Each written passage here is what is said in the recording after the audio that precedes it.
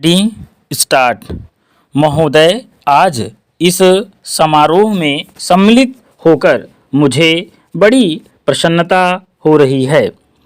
जब से मैं आपके नगर में पहुंचा हूं, आपने जिस प्रेम और उत्साह के साथ मेरा स्वागत किया है, उसके लिए मैं आपको धन्यवाद देता हूं।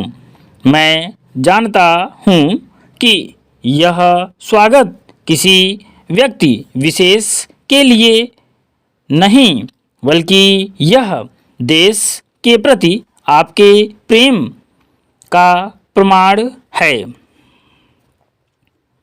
भारतवर्ष जब से स्वतंत्र हुआ है, उसके सामने बड़ी बड़ी कठिनाइयाँ रही हैं, परंतु ईश्वर की दया से हम एक एक कठिनाई को हल करते गए हैं और आज कहा जा सकता है कि अब हमें प्रगति के लिए प्रशस्त मार्ग मिल गया है। यदि हम चाहें और देश के लिए आपस में मिलजुल कर साहस तथा उत्साह के साथ काम करें, तो संसार में ऐसी कोई चीज़ नहीं जो इस देश के लिए दुर्लभ हो। इसलिए एक ऐसे दिन का मनाना जिस दिन देश की उन्नति के लिए एक बहुत बड़ा कदम उठाया गया था, स्वाभाविक ही है। अंग्रेज़ों के साथ जिस समय स्वराज्य के लिए समझौता हुआ, उस समय उन्होंने और सब चीज़ों के साथ साथ एक काम और किया, जिसका परिणाम कुछ भयंकर हो सकता था।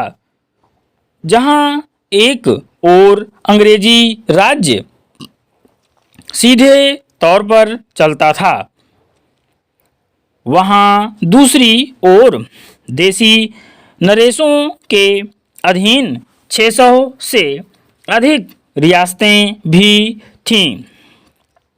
ब्रिटिश सरकार ने जाते समय यह घोषणा कर दी कि ये सभी रियासतें अपने को उन सभी शर्तों और बंधनों से मुक्त समझें जो उन्होंने ब्रिटिश सरकार के साथ किए थे, और प्रत्येक का अधिकार है कि वह चाहे तो हिंदुस्तान के साथ अथवा पाकिस्तान के साथ मिल जाए या अपने को स्वतंत्र रखे। एक नीति के रूप में यह बात बिल्कुल ठीक थी, परंतु हमारे देसी नरेशों के हृदय में भी वह देश प्रेम नहीं होता जो उन्होंने दिखलाया।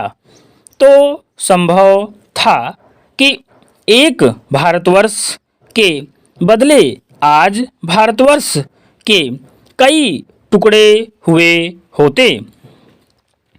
यह समस्या देश के एक भाग में अब तक तय नहीं हो पाई है और वह भाग कश्मीर का है। उसके लिए हम अभी भी चिंतित हैं।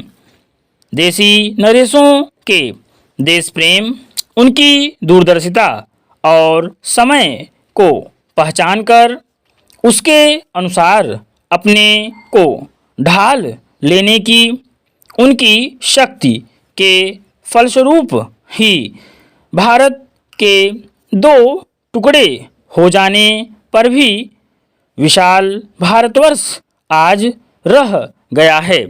विराम।